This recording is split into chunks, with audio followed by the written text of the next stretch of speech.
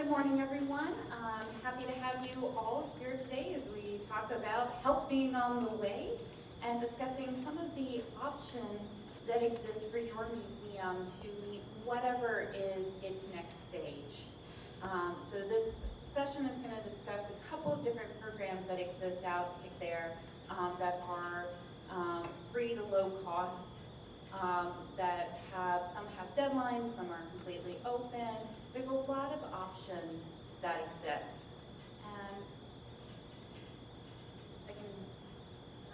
there we go. As I mentioned earlier, we are going to be filming this session, so just do be aware of that. My name is Silberman. I'm the program officer for the Museum Assessment Program with the American Alliance of Museums. And I'm here with Melanie Zucker, who is my counterpart, program assistant over at the Conservation Assessment Program with Heritage Preservation. And if I may speak for both of us, we're really excited to have you all here this morning. So let me start off just by asking, let's find out, have any of your museums ever participated in a program like STEPS or MAP or CAP, anything that's been out there to be consultative to help your organization? Okay, we'll start around this way, just since we're a small enough group, find out what have you been involved with? With the Lewis Historical Society, Lewis Dollar, and we did the MAP program first. So Lewis Historical Society went through MAP, fantastic. And then Eastern Shore of Virginia Historical Society had a map. Eastern Shore of Virginia, Historical Society of Virginia had a map. College Park Aviation Museum did MAP in 2003 and CAP last year. College Park Aviation Museum had a map and a CAP. Circling around. Colvin Run Mill Historic Site accreditation.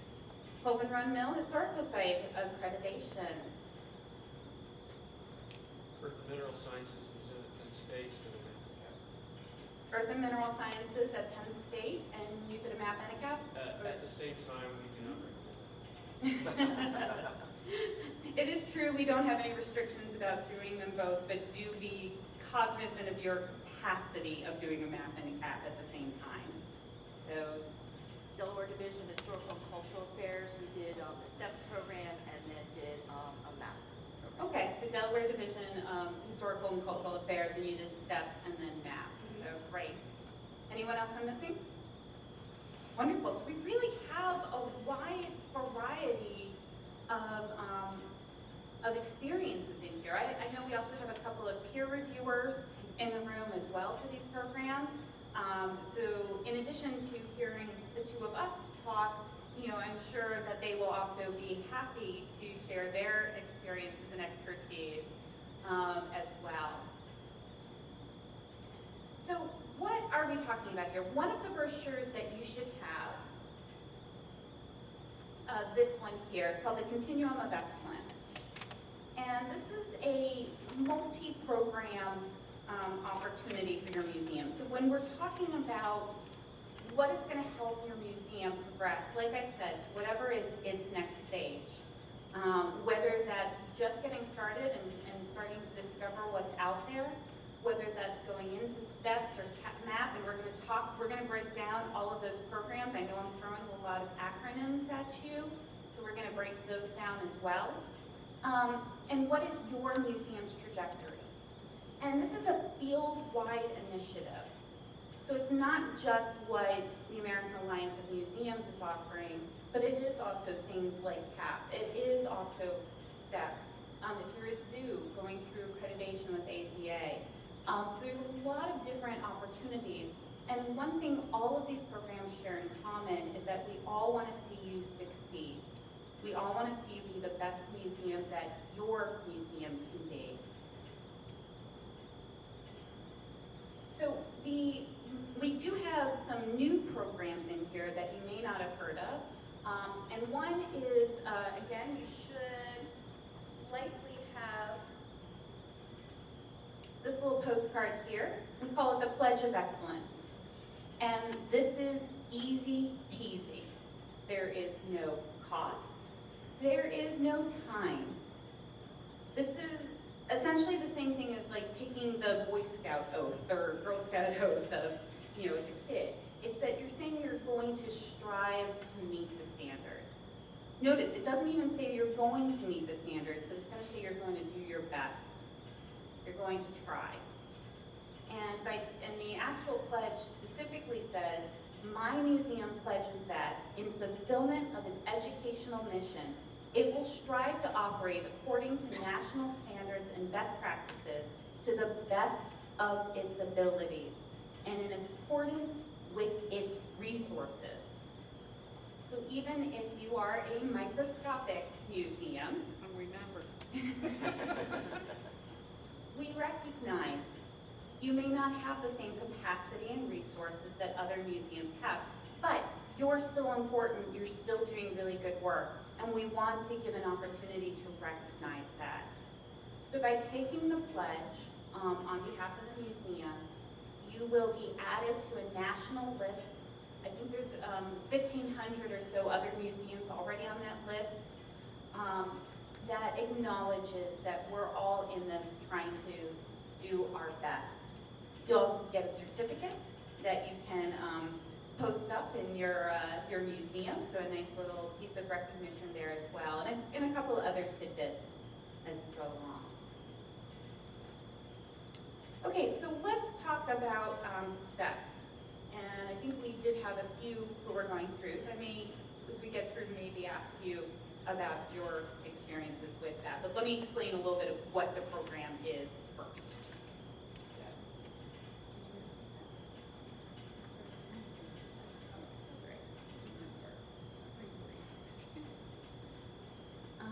So one of the other brochures that you should have is the Standards and Excellence Program. This is a program from the American Association for State and Local History, or AASLH.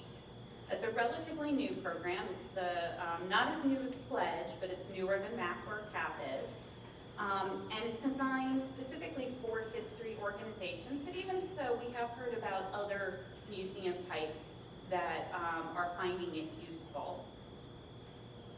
And STEPS is an internal review. What it's going to do is it's going to break down all of the areas of standards. What are standards, you may be asking?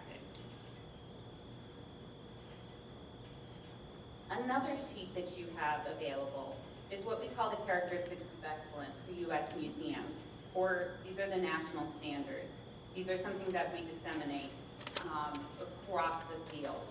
And you'll see they're broken down by different areas: public trust, mission and planning, leadership and organizational structure, collection stewardship, education and interpretation, financial stability, facilities and risk management. And they're fairly broad. They're really designed to be guidelines to really help an organization at any level.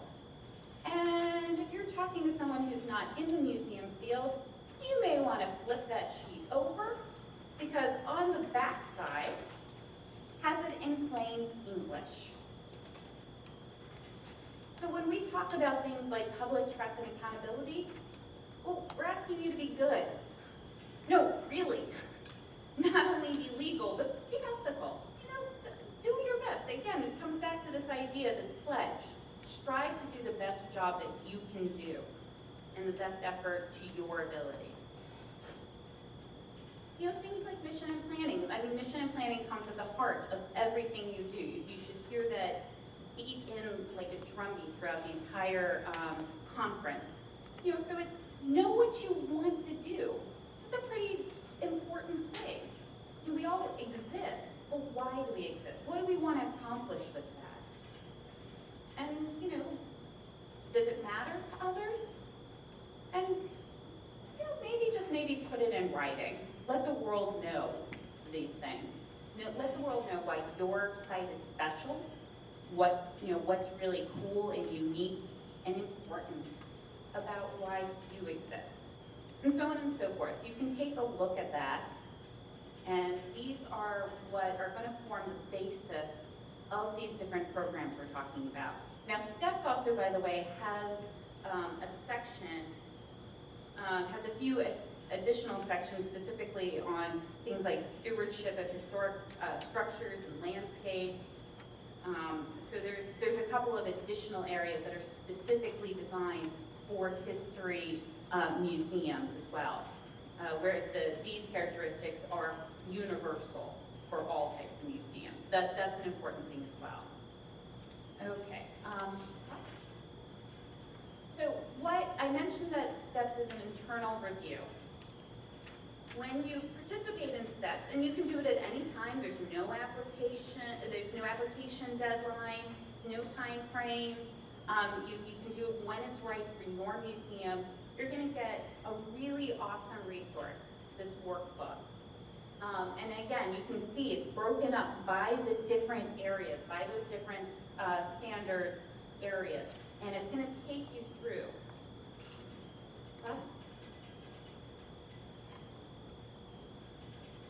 And it's going to break down the different standards, and it's going to ask questions to help you consider what's going on in your organization.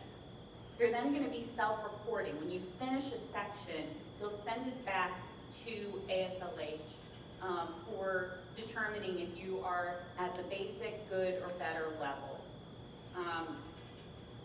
Each section, by the way, starts off with a really interesting little narrative. I think it will sound quite familiar to a lot of us. It's a little fictional historical society dealing with some of the day-to-day work.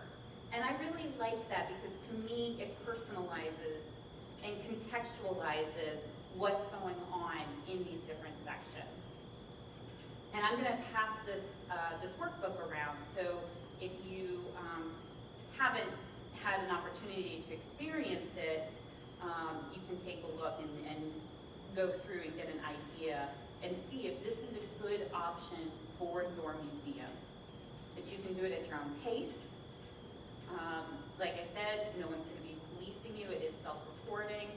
And it's really designed to help guide you through, and not only you, but your board or other stakeholders, into understanding what are these standards and how is your site working towards or meeting or perhaps even exceeding those standards.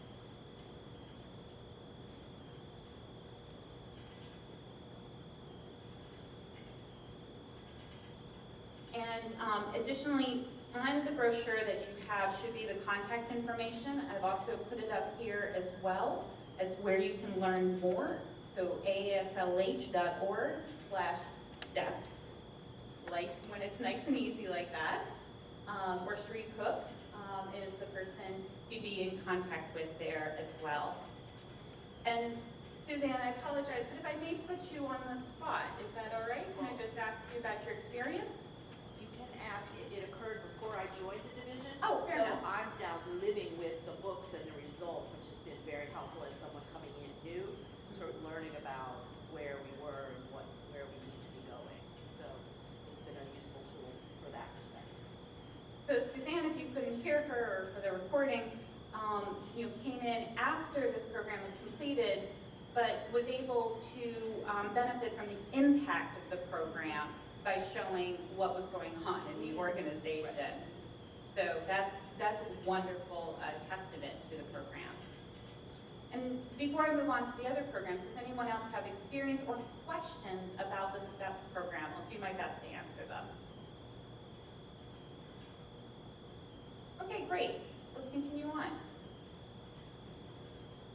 So like I mentioned, I'm the program officer for the Museum Assessment Program. You're hearing that word a lot today, assessment. We'll hear it again with Melody. And this is the little brochure on the Museum Assessment Program, tells you all about it. And just like it says, it's a customized roadmap for improvement. One of my peer reviewers once described MAP as being sort of like social workers for museums. And I kind of thought that was a pretty apt description. CAP falls under that. I think STEPS does too. We're all out here to help help you figure it all out, help be that, resource and that assistance. So MAP also starts out with a self-study workbook. And let's go ahead and grab it. Oh, let's actually talk this. I apologize. No, you're right. So Suzanne was mentioning about the impact of it. So we see that in MAP as well. And this is a study of one of the museums. This is a small museum out of New York. And as you can see, they went through a number of assessments and were able to leverage their experience in the program to achieve quite a number of different things. And I won't bore you to read you them all, but for the recording, since I don't know if they'll be able to see it, I just want to point out a few, that they did gain some additional part-time staff. They got a new strategic plan. They developed their first collections policy, and they renovated the system. They got 4 IMLS grants, no small feat. IMLS is the Institute of Museum and Library Services. I'll talk a little bit more about that in just a moment. It's the federal agency for museums, and their budget considerably grew. But you notice, it went from 125,000 to 374,000. Again, we're not saying that it grew to suddenly being the Met or MoMA or something, unreasonable. But just a little bit about impact. Go ahead and get them all. Yes, perfect. So, like I said, you're hearing this word assessment type. So MAP, what we do is we look at different areas of your museum. You can either select, and it's your choice which one you want to do, to go through an organizational, which is a very holistic look at all of your museum's operations, collection stewardship, which is a very nice complement to when we talk about CAP. The two go very well in hand. Community engagement, which is really focused on the public dimension of the museum. So how do we do this? Rob?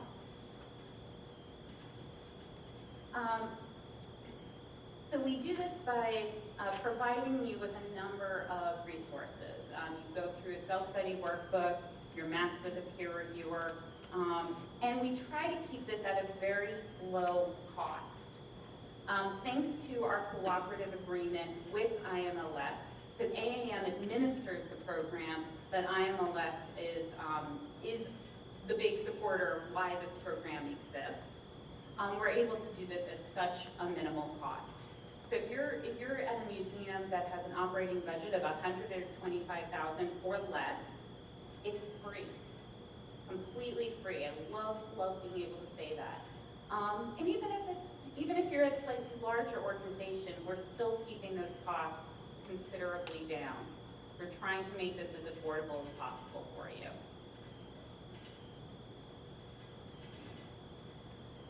So, like I said, it does include a self-assessment. It's a little bit different from the steps one. It asks a lot of guiding questions that are going to lead you through different policies and procedures that are going on in your museum. We'll also provide you with materials, including a bookshelf. So these are a series of books that are designed toward your assessment type. It also will include a single peer reviewer, so that's a volunteer consultant who comes out to your museum, and they're going to conduct a site visit. They're going to meet with you, tour the facilities, maybe look at some other similar organizations in the area, meet with stakeholders, and they're going to write a consultative report that's going to go to you. It's your tool to help you. It's going to say things like what the peer reviewer thinks you're doing well, where they think you can improve, some ideas on how you can reach those objectives, and they'll also give a list of prioritized recommendations. Because I realize that for a lot of us, sometimes the issue is that, oh my goodness, I have 5 million things to do. I need a collections management policy, but I really need to be writing that grant. And oh my goodness, our strategic plan never existed, and the board isn't be doing this. So, but how do I develop that partnership? And you know, in our interpretation plan, what's an interpretation plan? Do we need an interpretation plan? I don't even know. So on and so forth. It's overwhelming. And so here it's trying to help you prioritize and figure out, okay, you know what? Let's do these things first, and then we'll get to that, and then we'll get to that, and that's okay. So it's helping provide guidance. Another thing I often hear is perhaps you're trying to tell someone, another staff member, another board member, you know, a community member, and you're trying to tell them, you know, we really should be, you know, doing procedures in this way, or we should really be involving this person or this group, or we should be reaching out to this. Nobody listens to you. And yet, the peer reviewer coming out, being that outsider, having the mantle of AAM, comes in and says the same thing. And finally, people start paying attention. It's amazing. I'm not saying it's a magic bullet. It doesn't work for, you know, everything. But we see time and again, we saw it with that museum where, you know, where there's that, it helps build buy-in. It helps you understand better your operations. It helps you see how we're going to progress from point A to point B. So what's the timeline for this? So we're going to have an application deadline. We have them twice a year. The next one's going to be coming up July 1st. Then we'll have December 1st. You can get started this summer if you so desire. And you can also, you know, contact me to be put on our application notification email list. Doesn't obligate you to anything. And so during the summertime, you'll be getting started applying. And if you're accepted into the program, and we do try to accept as many museums as possible, you know, we'll get you started on the self-study workbook, that internal review document. So, you're working hard on the self-study. We're going to work with you to match you up with the peer reviewer, this volunteer consultant. There's over 750 peer reviewers across the country. So what I'll do generally is I'll try to give you a list of, say, about 10 or so reviewers, and little profiles on all of them. So we can work together to say, you know, this person would be a really strong fit. This person, maybe not so much. Or you may even have suggestions on who you may want to work with. Let me know. We'll work together. I want to see you have the most productive experience possible during this program. Oh, yes, thank you.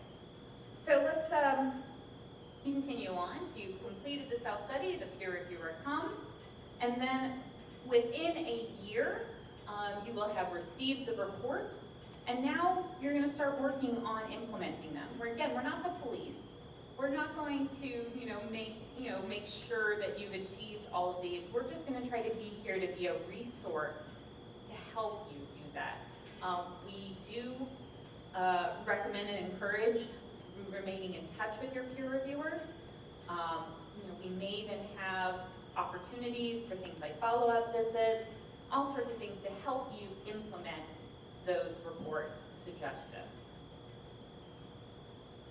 So how to be, yeah, go ahead and put them all up there. Perfect. Go back. Yeah, perfect. So how do you know if you can apply for this program? STEPS doesn't have eligibility requirements. Mapping CAP both do. There's a little bit of a difference, but there's a lot of similarity between the two. Basically, we do have other eligibility requirements, but the three main ones that may trip up a museum is the fact that you need to have the full-time equivalent of a staff member. No, by the way, when we say professional, we're not talking about whether this person is trained or is paid. Neither of those things matter. It's more about what their responsibilities are. Are they involved in the administration of the museum, curation, collection stewardship, program development, things of that nature, things that actually make the museum run. And we're looking for, you can have a couple of people, as long as it's meeting about 35 hours a week, is what we want to see. Next is to be open for at least 90 days a year. And even if you're open to the public, these don't have to be 8-hour days. It's not a requirement on the number of hours. And so even if you open by appointment and can demonstrate, on April 22nd, we had the Girl Scouts, and then on April 30th, we had a homeschool group. Things like that will count as well. And finally, if you did the same type of assessment, you have to wait at least 7 years before you can repeat that same type of assessment. So when I told you about the first three, the organizational, the collection stewardship, and the community engagement, you can do those back to back as you will, if that meets your capacity and your needs. But once you've done one of those, you would have to wait 7 years before doing, let's say if you do an organizational, you will have to wait 7 years before doing an organizational again. You cannot do them simultaneously. I certainly would not recommend it. In fact, I would personally even recommend giving yourself a little bit of leeway and birth between doing them. Maybe wait a year. So what you want is to get that report and to then spend some of your time focusing on implementing those suggestions. So Lauren, just to clarify, what you're saying is, if you've had an award already, it has to be 7 years. Not that you have to have already done this before. Thank you, Rep. So he wants me to make sure it's clear that if you don't have to have had the reward previously. You can be coming through for the first time, that's fine. But you do need to wait 7 years before repeating the same type of award. So again, you can do organizational, and then the next year or 2 years do collection stewardship. And you don't have to do them in that order. Most museums will start with the organizational, again, because has that holistic overview of operations. It's certainly what I would recommend to museums. But if you really want to zoom in and target your collection stewardship or your community engagement, you very well can do them. And you don't have to do these all in order. You can do community engagement and then collection stewardship, or you can just select to do one. Again, my point being is that there are options that exist. Do we have any questions or to talk about some of your experiences with the program? I know I also have a couple. Yes, go ahead. I like to point out the fact that you're talking about an outsider coming in. Yes. It's incredibly beneficial because you could be saying exactly the same thing, but having your board or your senior staff hear it from the professional organization with the authority that AAM or AASLH or these other groups have really makes a tremendous difference. So they can tell you exactly the same thing, like you said, word for word, what you've been telling your staff all along, but having it from a professional who makes a big difference.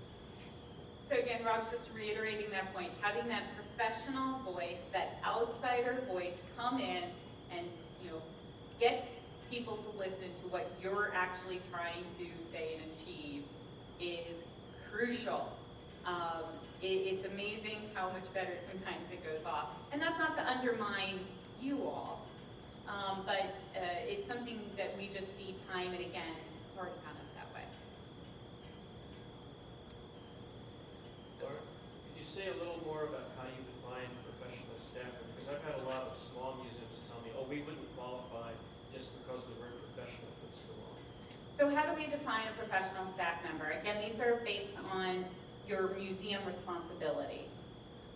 So if you're at a museum, if you're working on the bookkeeping, if you're working on curating an exhibit, if you're working on collection stewardship, if you're developing programs, things of that nature, that's what we want to see. Unfortunately, being a tour guide doesn't actually count towards that requirement.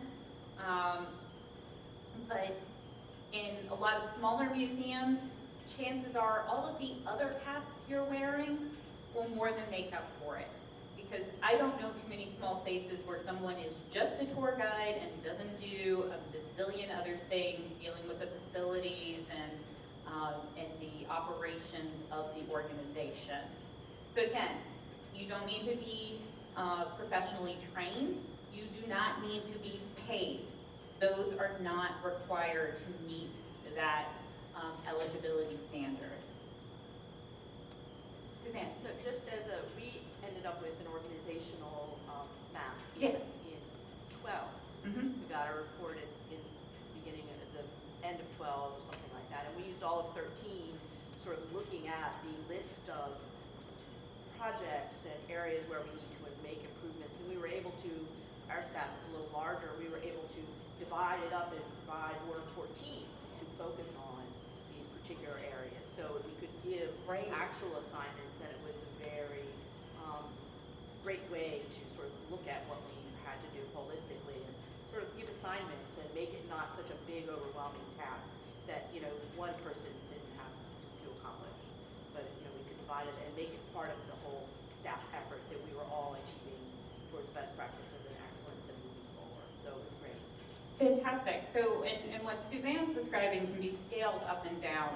You know, when you have that report and you have those suggestions, you can create teams, even if they're small teams, even if they're including people who are outside your museum, to work on divvying up the work, the suggestions, and implementing and developing a strategy to implement them.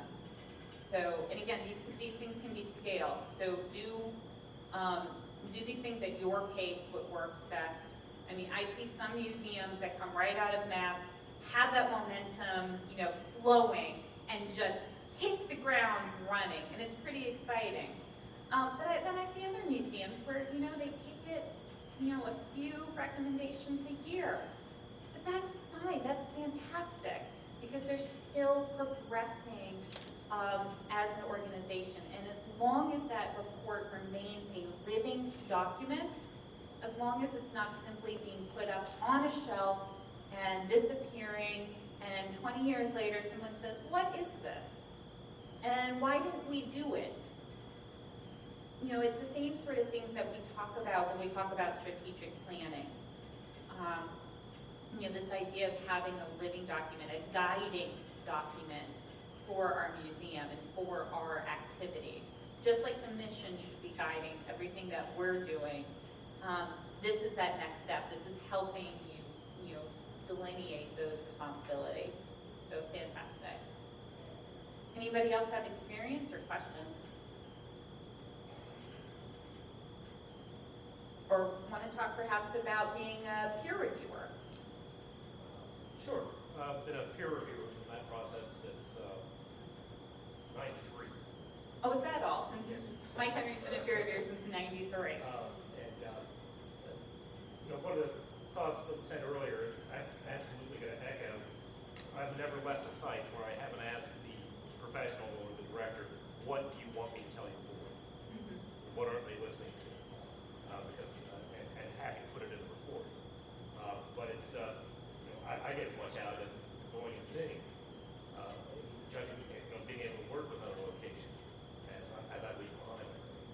You know, I hear that time and again. I see John Simmons, you know, nodding his head in agreement. It's a collegial experience. You know, peer reviewers are learning just as much as they're sharing in a lot of cases. And by the way, if you're at a museum and interested in being a peer reviewer, you can apply as well.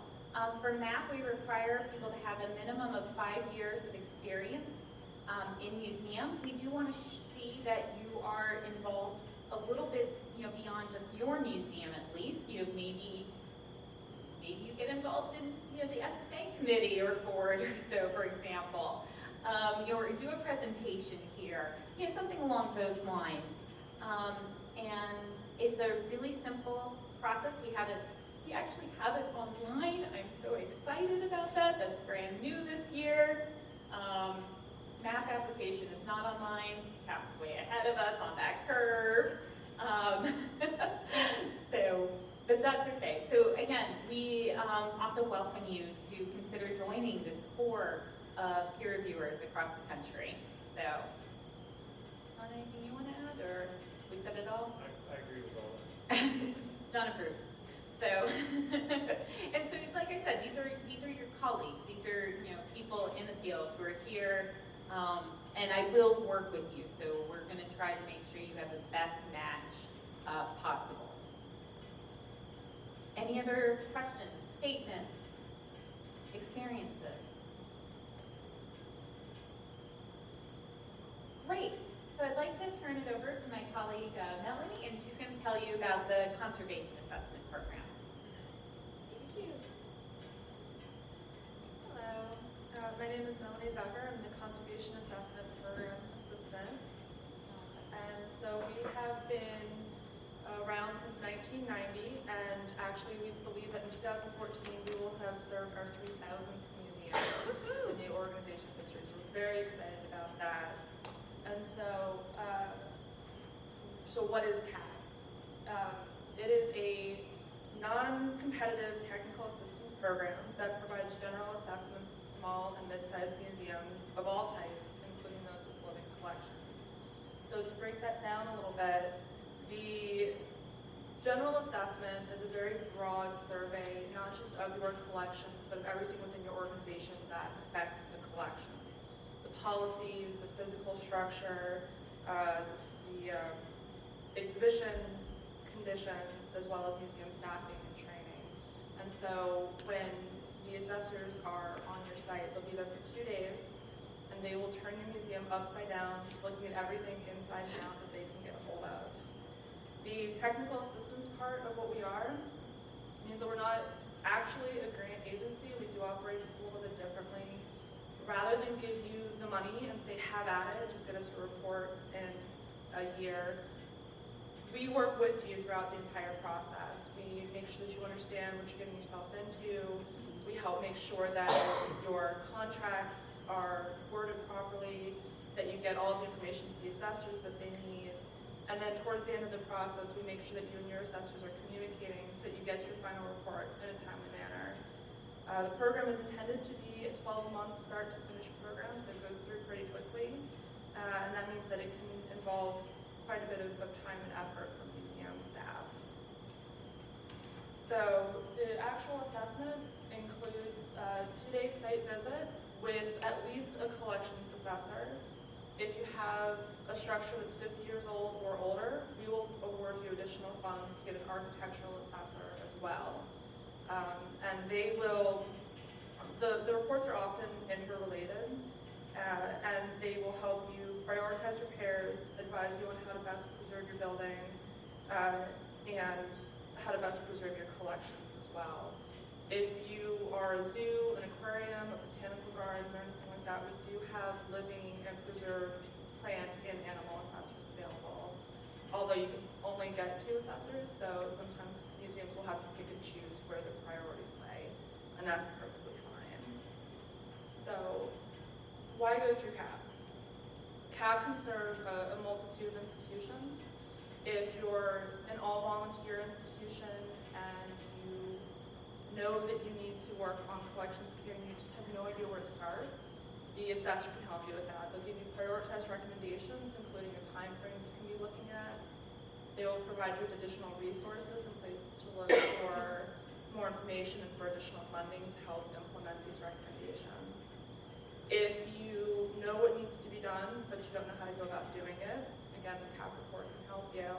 And as with MAP, if you know what needs to be done and you know how to do it and you just can't seem to get the board on board with that decision, all of our assessors have at least 5 years professional experience. They have some form of higher education, and they all have previous experience performing general assessments before they're eligible to help CAP museums. So again, we have that kind of authority behind them that allows them to tell the board what needs to be done and hopefully give it a little bit more weight. And so, who's an eligible institution? Our eligibility requirements are very similar to MAP.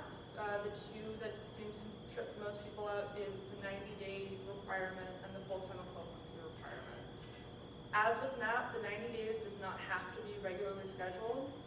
If you open for a Girl Scout tour, if you open your archives to a researcher, anything that you can keep track of that shows that you're open to the public, we will accept and count that towards your 90 days.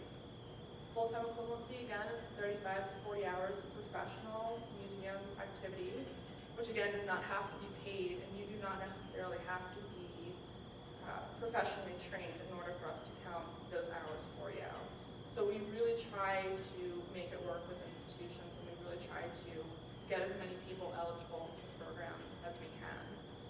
We don't really have an upper limit on the program. If you have a conservator on staff, or if you're federally funded, unfortunately we cannot give you more money.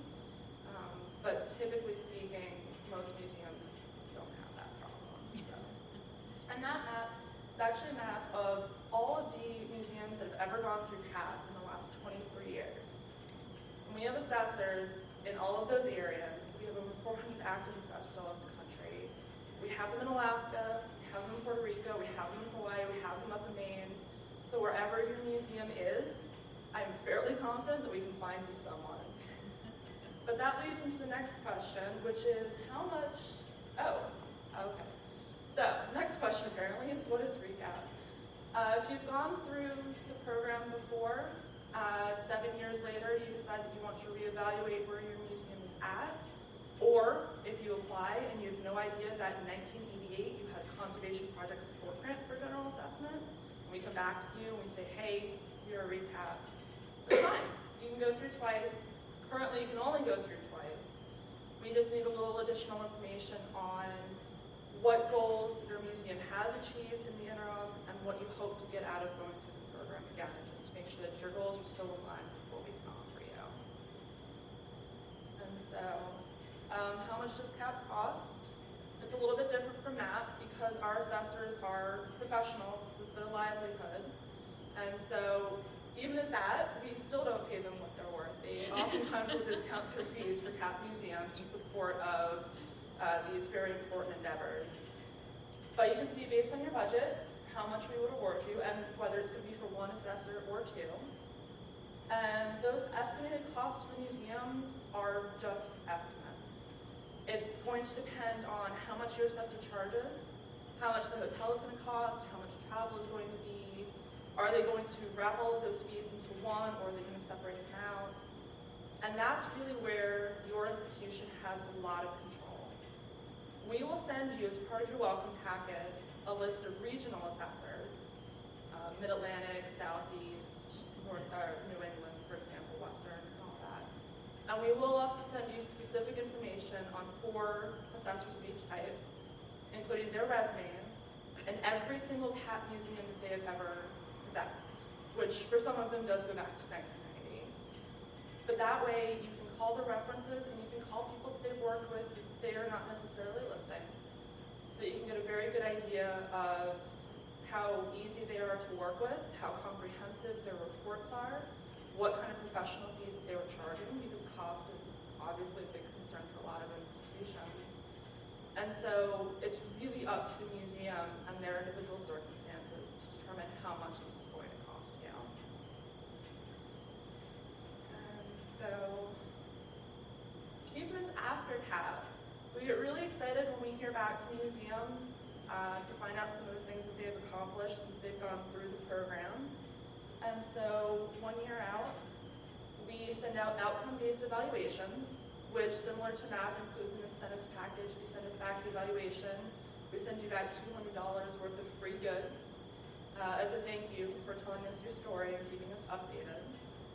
And so some very promising things that we found is that, and again, this is all self-reported, but of the institutions that got back to us within a year, you can see the increase in private foundation and state and local fundings.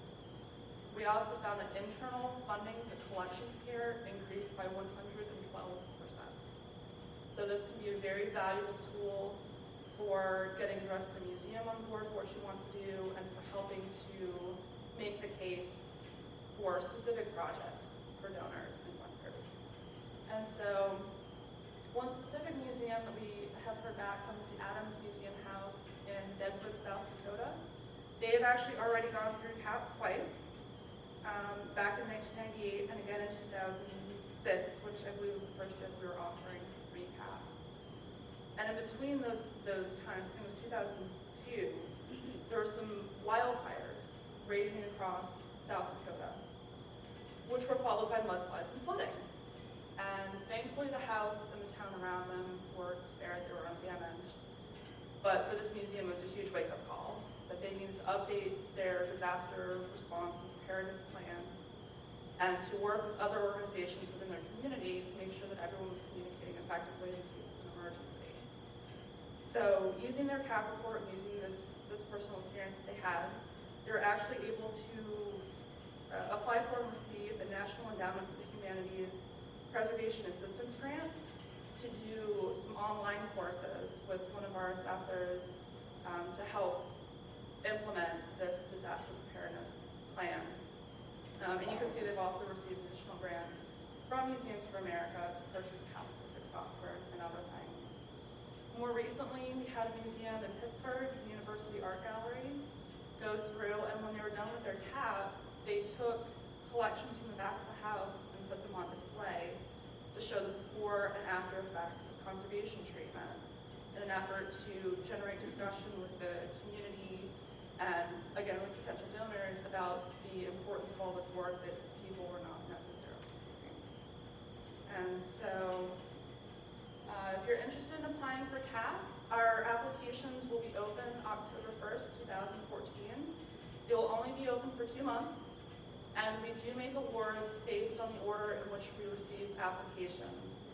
So the earlier that you get your application in, the more likely we are to be able to fund you.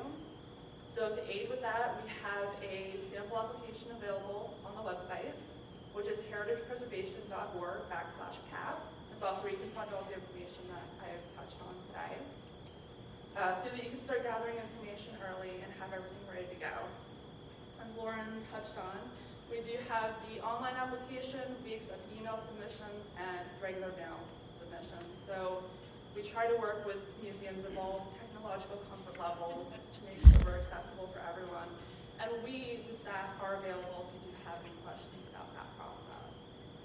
So if you have any additional questions, email me at cap@heritagepreservation.org. Either myself or Teresa, being the grantor of 2 staff members, will happily get back to you. Does anyone have any questions in the meantime?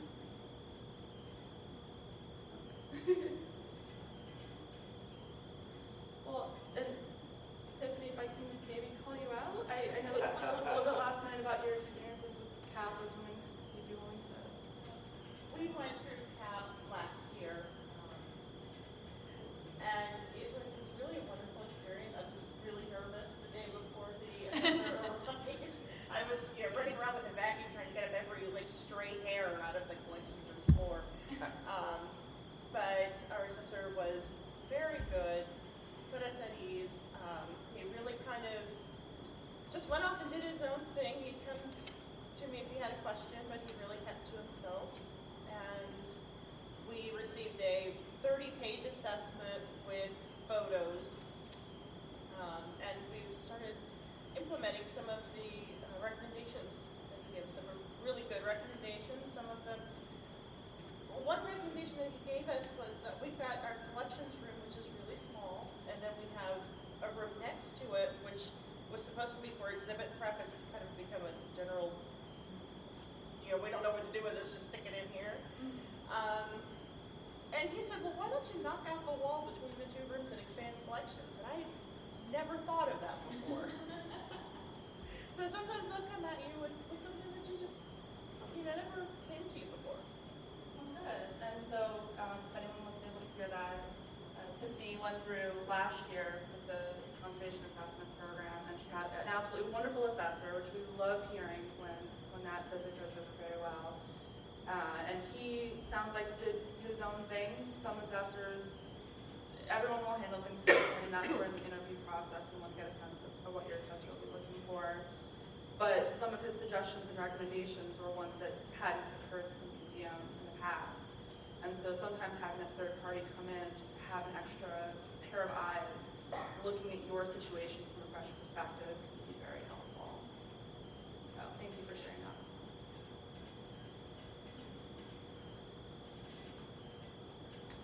Are there any other questions that we can answer or experiences you'd like to share? I know we've been talking a lot at you, so I just want to make sure you have that opportunity. And of course, we'll both be available through the remainder of the conference. So you can also talk to us one-on-one. As you can see, we're both very approachable, very friendly, and very happy and eager to help you in whatever your pathway is. So I think, last call. I was curious, just when you described, the criteria that you needed to qualify for these programs, can you give an example of something that a museum that you came across that did not qualify? Oh, sure. Great question. So when we were talking about eligibility requirements, an example of a museum that doesn't. We often see, for example, you might have some museums in, let's say, New England, just as an example, who are only open one day a week in the summer months, maybe June, July, and August during the tourist season. That doesn't equal 90 hours. And if they're not also then doing other programs or things of that nature. So that would be an example of a place where, unfortunately, they wouldn't qualify, but they would qualify for steps. So there's definitely programs that still exist out there for them. And so that's something. And Chris, correct me if I'm wrong, but I think our 90-day requirement is actually less than 120 days for Museums for America and the other grant programs that MLS offers? Right. One of the ways we've made CAP and MAP more accessible is, I'm from MLS, but is to lower the number of days open prior to application from 120 to 90. Another element to that is that if you're a brand new museum, you have to be open and operating at least 90 days prior to the application. Because we really aren't authorized to fund startup activity. That's a very, very important part. I appreciate you pointing that out. So again, you have to be a museum in existence. The reviewer has to have something to be able to respond to. So we're not designed for startup museums. There are other great resources out there to help you along that path, but you do have to be open at least 90 days in the preceding year to participate in it. Like we both talked about as well, full-time equivalency is sometimes an issue. It can be an area where museums may not qualify. If you have, let's say 12 people, and all combined equal 35 hours, that's too many people. We really want to see, I have to double check the fine print, but I don't want to really see more than 5 or so at the most. Like, we have to keep it fairly reasonable. And what that comes out of is capacity, is that these are fairly labor-intensive programs. Mine has a very intensive self-study. You're really going to be working very hard on completing that workbook, and you have to do it within a specified time frame for the program to be able to run, for the peer reviewer to have something to look at and to understand what your museum is before they conduct the site visit. And we found that that means you really need to have a minimum capacity of staffing at the organization to be able to make that occur. So those are generally the two. Any others, Melanie? The open for lease of the year, and I don't know that this would be so much of a concern with this particular audience. We do every so often, we'll get an organization applying that's not actually a museum. Oh, that's a good point, yes. So that, or if they don't have a mission statement, that can be of concern to us because that is one of our requirements, although I don't know that I listed it. Again, because we are funded through the museum arm of IMLS, it's just one of the things that we work with. Yeah, and this probably won't affect anyone here, but if you were a library, even if you're a library doing a lot of great community engagement, I know we're seeing a lot more meshing of what's happening. You're not going to qualify, for example. This is through the Office of Museum Services, not the library side of IMLS. We need to keep those separate. Again, you mentioned also earlier about being a federal agency. I don't think the government would look very highly if IMLS started paying for an NPS site or something of that nature. And for-profit also won't be able to qualify as well. But if you're a nonprofit or if you're through a university, if you're a government at this state or local level, we welcome those. Tribal museums as well. We've certainly been seeing an uptick in those. So that's all very welcome and great. So wonderful question, thank you.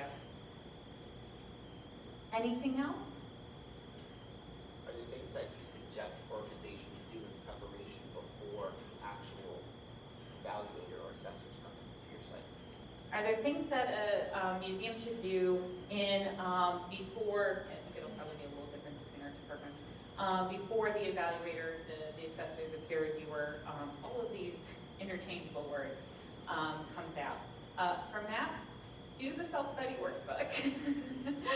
That's a requirement. And there's also going to be a page in there where we're going to list additional documentation, which we would, if you have it, don't create it. I would like to stress that. If you go through the self-study workbook or the list of additional documentation, you say, oh no, we don't have a collections management policy.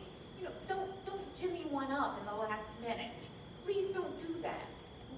Just let the reviewer know this is what we have, this is what we don't have. Let them see a snapshot of where your organization is currently. Don't put on your best face for them. This is not accreditation.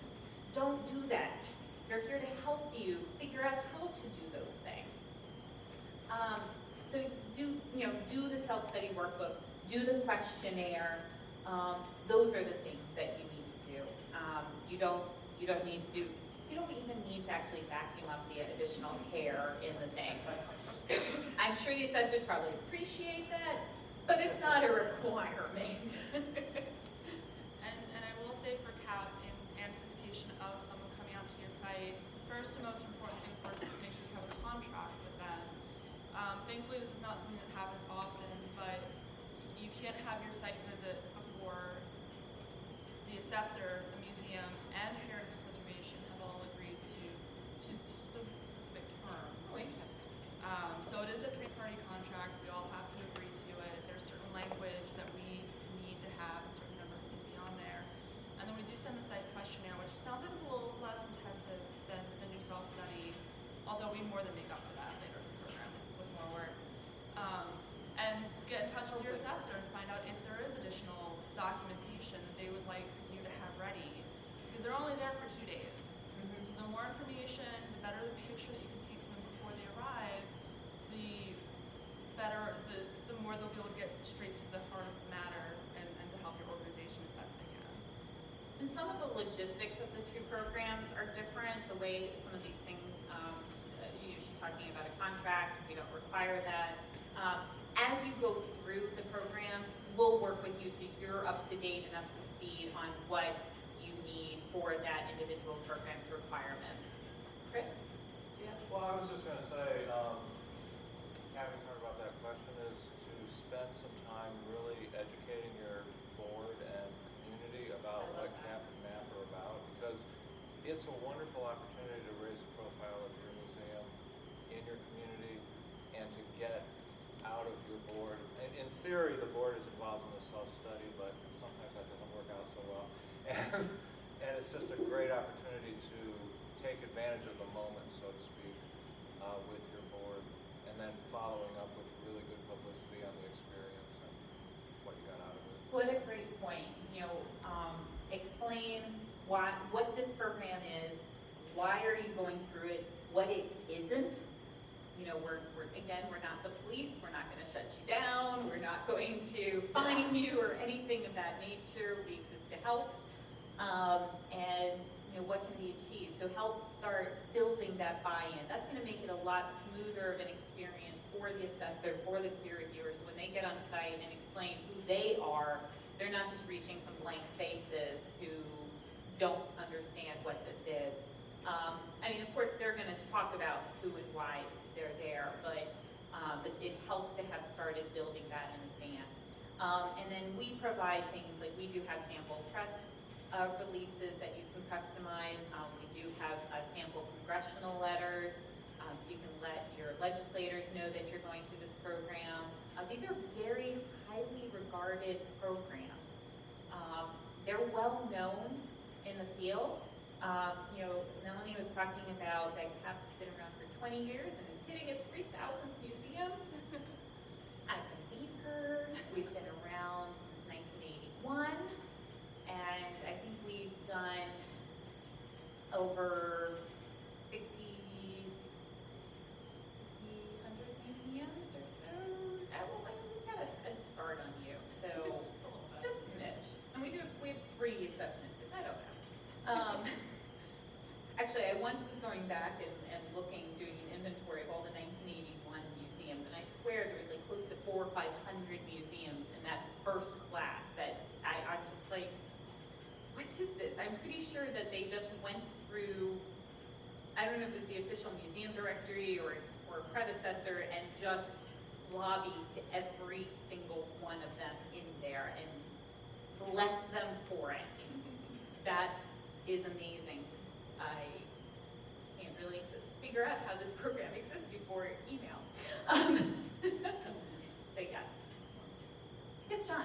Given that these programs are now presented as part of a continuum of excellence, Yes. which I think is one of the best ideas AAM has ever had, Oh, thank can you address this transition now from MAP and CAP up to accreditation? Because another thing that I run into a lot is that museums often see the value of MAP and CAP, and they don't see the value in proceeding further. And I would Accreditation. personally like to see a lot more museums aim for accreditation. As would we.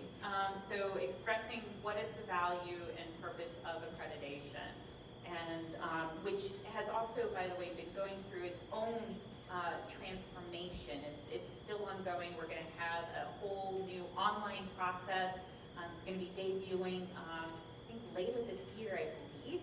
And it's a streamlined process. It still includes the heart and soul of accreditation, which is that mark of distinction in the museum field, that blue ribbon of excellence. And it does help with things. There's some museums that will only lend objects to other accredited museums. It's very helpful with grants because there a donor can be assured that this museum is operating at the best of capacity and standards. So it's well regarded there. I think in Florida, I want to say, I believe they have some stipulations regarding applying for state monies, and that you have to be an accredited museum to achieve that. Don't 100% quote me on that. I want to double check that figure, but there are some places, some local stipulations along those regards. Essentially, accreditation impacts your credibility, your value to funders, to policymakers, community, and peers, and as a powerful tool to leverage change and help facilitate loans, like I said, between institutions. One of the other things that we have instituted, which I didn't talk on today, is the core documents verification program. Rob, if it's not too much of an issue, could you go back to that infographic almost all the way at the beginning with the continuum of excellence? I apologize. The core documents verification is a new prerequisite for going through accreditation if you're not already currently accredited.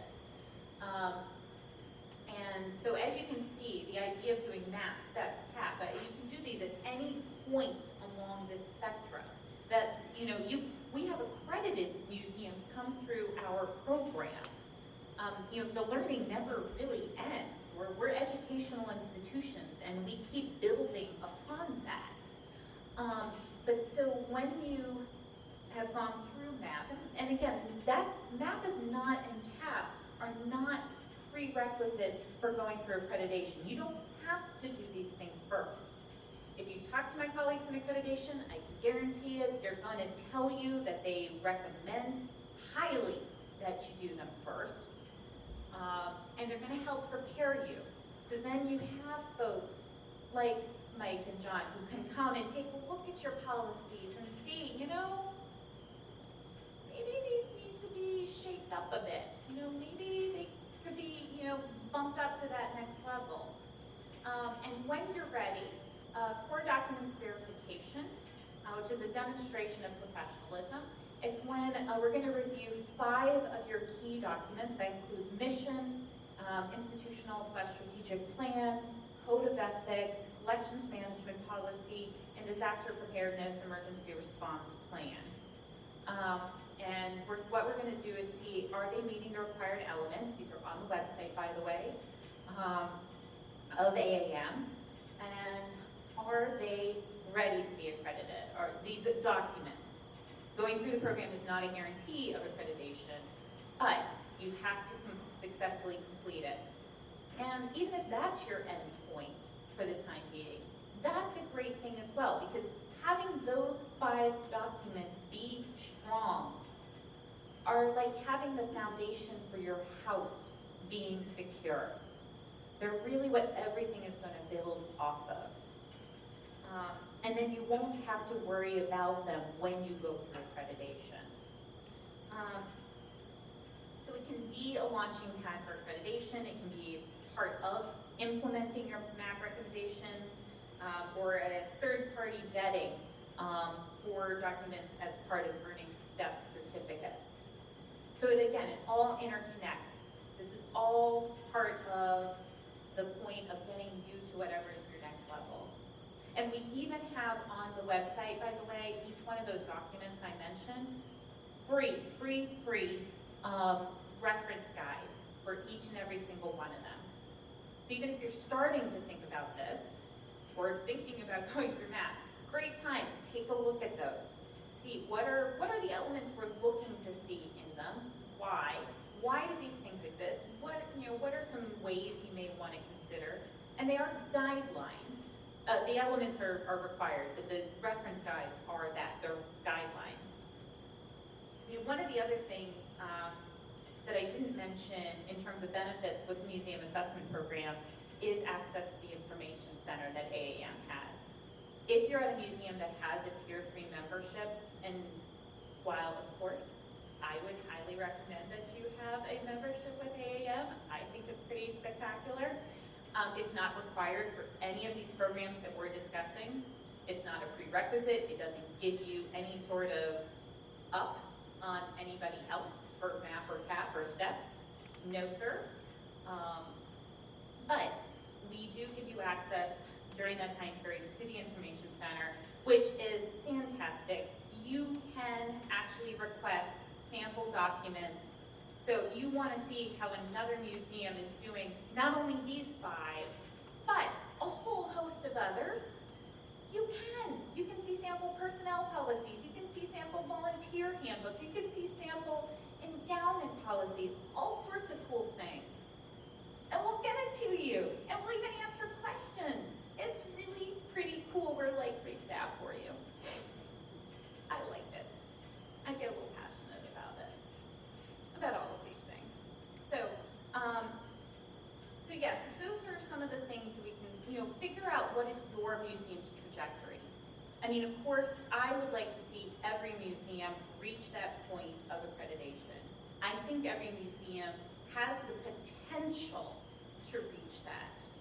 And accreditation is not simply for the big guys.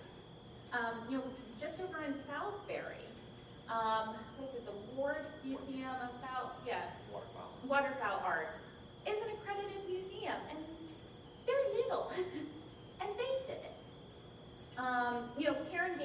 one of our board members. She's at Dumbarton House, and a big museum. They're accredited. We see it time and again. So you are not alone. I'm not saying rush out. Take your time, do it right, do it methodically, and and make use of us and the people who've been through this experience. Ask questions, make use of the resources. We're all here to help you get your house into shape. We really do exist because we want to see you succeed. Very, very passionate about that.